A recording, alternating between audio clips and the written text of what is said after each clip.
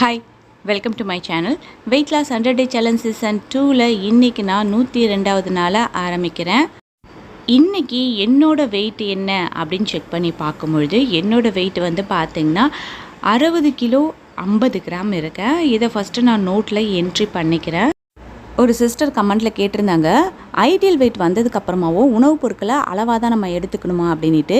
இது வரைக்கும் என்னோடய வீடியோவில் கேட்ட கமெண்ட்லேயே இது ரொம்ப ரொம்ப முக்கியமான ஒரு கமெண்ட். ஏன் அப்படின்னு பார்த்தீங்கன்னா, இது எல்லாருமே நல்லா தெரிஞ்சுக்க வேண்டிய ஒரு முக்கியமான விஷயம். எவ்வளோ கஷ்டப்பட்டு நம்மளோட உடல் எடையை நம்ம குறைக்கிறோம்.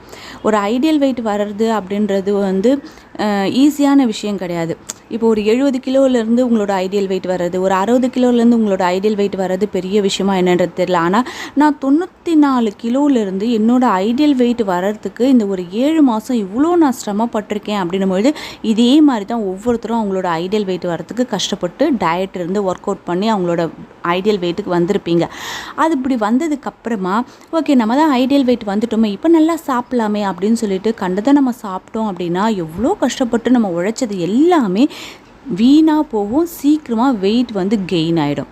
அதனால் நீங்கள் எந்த அளவுக்கு வெயிட்டை குறைச்சிங்களோ அந்த அளவுக்கு அந்த வெயிட்டை மெயின்டைன் பண்ணுறது அப்படின்றது ரொம்ப ரொம்ப முக்கியமான ஒரு விஷயம். இப்போது என்னோடய ஐடியல் வெயிட் வர்றதுக்கு நான் ஒரு 7 மந்த் கஷ்டப்பட்டு தான் என்னோடய ஐடியல் வெயிட்டுக்கு நான் வந்திருக்கேன் அப்படின்னும்பொழுது, இந்த ஐடியல் வெயிட்டை நான் மெயின்டைன் பண்ணணும் அப்படின்னா குறைஞ்சபட்சம் 1 இயர் இல்லைனா 1.5 இயர்ஸ் வந்து நான் இதை அழகாக மெயின்டைன் பண்ணனா தான் அடுத்து என்னோடய உடல் எடை ஏறாமல் அப்படியே பர்மனெண்ட்டாக இருக்கும். இப்போ என்னோடய ஃபோட்டோ பார்த்துட்ருக்கீங்க இல்லையா, இல்லை சென்டரில் இருக்க ஃபோட்டோ என்னோடய வெயிட் லாஸ்க்கு முன்ன எடுத்த ஃபோட்டோ. அதுக்கப்புறம் 2 சைடில் இருக்க ஃபோட்டோ வந்து பார்த்திங்கன்னா இப்போ என்னோடய ஐடியல் வெயிட் வந்ததுக்கப்புறமா எடுத்த ஃபோட்டோஸ். இப்போ நீங்கள் என்ன நினைப்பீங்க, என்னோடய ஃபோட்டோ இருக்கிற இடத்துல உங்கள் ஃபோட்டோ வச்சு பாருங்கள். நம்ம வெயிட் அதிகமாக இருக்கும்போது எவ்வளோ கஷ்டப்பட்டோம், அந்த ஃபோட்டோ பார்க்கும்பொழுது நமக்கு பிடிக்குதா?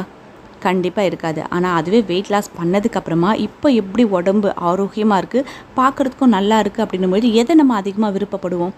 வெயிட் குறைஞ்சதுக்கப்புறமா இருக்கக்கூடிய விஷயங்களை தான் நம்ம விருப்பப்படுவோம். அதை அப்படியே கரெக்டாக ஃபாலோ பண்ணணும் அப்படின்னா அதுக்கு ஒரு டயட் நம்ம கண்டிப்பாக இருக்கணும். இப்போ நீங்கள் நினைக்கலாம், ஐயோ அப்போ திரும்பவும் டயட் இருக்கணுமா?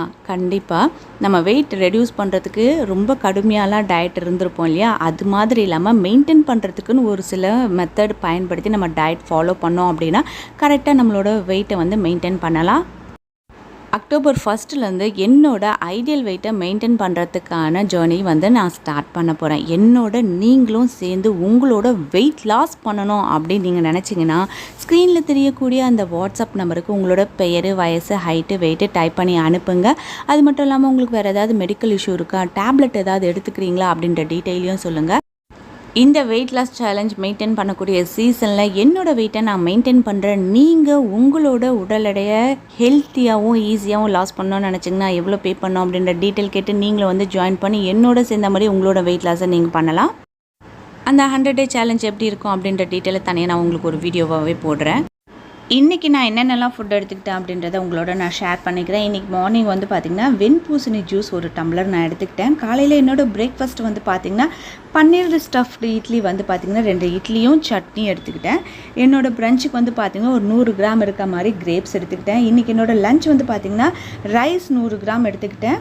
பூசணிக்காய் சாம்பார் எடுத்துக்கிட்டேன், ஒரு கப் சாம்பார் எடுத்துக்கிட்டேன். எக் கிரேவி கூட வந்து காலிஃப்ளவர் 65 வந்து ஒரு 50 கிராம் நான் எடுத்துக்கிட்டேன்.